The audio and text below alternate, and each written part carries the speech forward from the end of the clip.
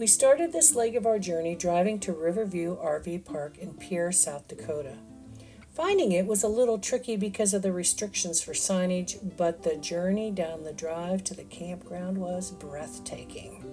The campground offers convenient access to every attraction in and around Pierre, as well as the gorgeous view of Pierre and the river valley below. We took in a few sites around Pierre that included the Vérandre Monument. This is one of only a few verifiable sites associated with the first Europeans to explore the northern Great Plains. Frenchman Pierre Vérandre and his sons buried a lead plate at the site to lay the basis for French sovereignty on the upper Missouri. In 1913, a group of schoolchildren playing on the hill found the lead plate. A granite marker has the following engraved on it. Here on March 30th, 1743, the Vérandres buried a lead tablet to claim this region for France. This tablet is the first written record of the visit of white men to South Dakota. We drove out Highway 1804 to the Ohi Chapel and Mission School. It began as a mission to serve the Sioux Indians of central South Dakota. They started with an ABC primer. The men, women, and children of the mission all learned to read the Bible first in the Dakota language and later in English. It was first built on the site of an old Arikari Indian village called Titonkiohi, later shortened to Ohi. Along with the mission, the lake and the dam all use the same name. We also visited Fisher's Lily Park, where Lewis and Clark camped here in 1804 and in 1806, and described in their journals a tense confrontation with Native Americans where the Bad River flows into the Missouri on their first passage. If it wasn't for the peacemaking efforts of Chief Black Buffalo, their expedition might have ended here.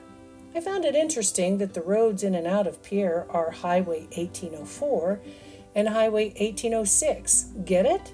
The beginning and ending years of the expedition? Taking our adventure a little further up the road to Mobridge, South Dakota, Highway 1806, we visited the Sitting Bull Monument. The monument is easily spotted from the highway and is located on the Standing Rock Indian Reservation. I knew Sitting Bull was an important guy, but I really wasn't clear on just what it was that he did. The memorial site doesn't really talk much about the man who led his people to defeating General Custer, but what it did was provide a solemn place to reflect on our nation's complicated and often bloody and sometimes embarrassing history and relationship with the people who were here hundreds of years before the Europeans arrived. We went to Sacagawea Monument. Sacagawea, oftentimes pronounced Sacagawea, is the indigenous woman who accompanied the Lewis and Clark expedition as a guide. She helped the explorers carve out a route that was utilized as part of the Oregon Trail. The monuments are within sight of each other, rebellion and cooperation, two opposing responses to the foreigners in their land. The land that even now, hundreds of years later, after they've lived and died, is still a place of contradiction. It was also an incredibly beautiful, solemn, and quiet place. Later back in Pierre, South Dakota, we took a hike, or really a stroll, around Le Frombe Island, named after the man who built a fur trading post here. After our hike, we took a much-needed ice cream stop at the Sweet Spot. Isn't ice cream always needed? To end our day, we went to a local outdoor concert put on by the Capital City Band of Pierre, South Dakota. It was a lovely evening by the lake. Adventuring out on another day with Tommy and Teresa, our traveling companions who love to visit state capitals, we visited the South Dakota State Capitol here in Pierre. Let me tell you a few highlights. In 1904, the city of Pierre became the permanent location for the state's capital. The building has a central rotunda flanked by the legislative wings, making it somewhat similar to the nation's capital. The grand staircase is one of the central focal points. The barrel vault is a semicircular area directly over the staircase. The painting at the end of the vault is entitled The Advent of Commerce.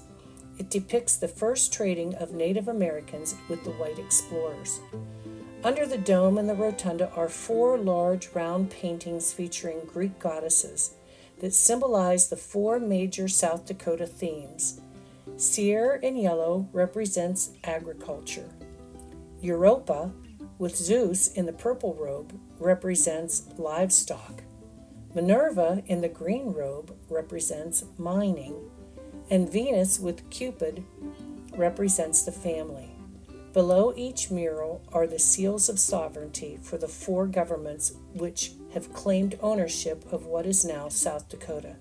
The seals are France, Spain, South Dakota, and the United States of America.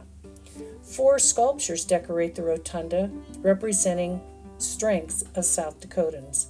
They symbolize wisdom, vision, courage, and integrity. We stopped by the governor's office, but she wasn't in. While on our tour, I noticed the doorknobs.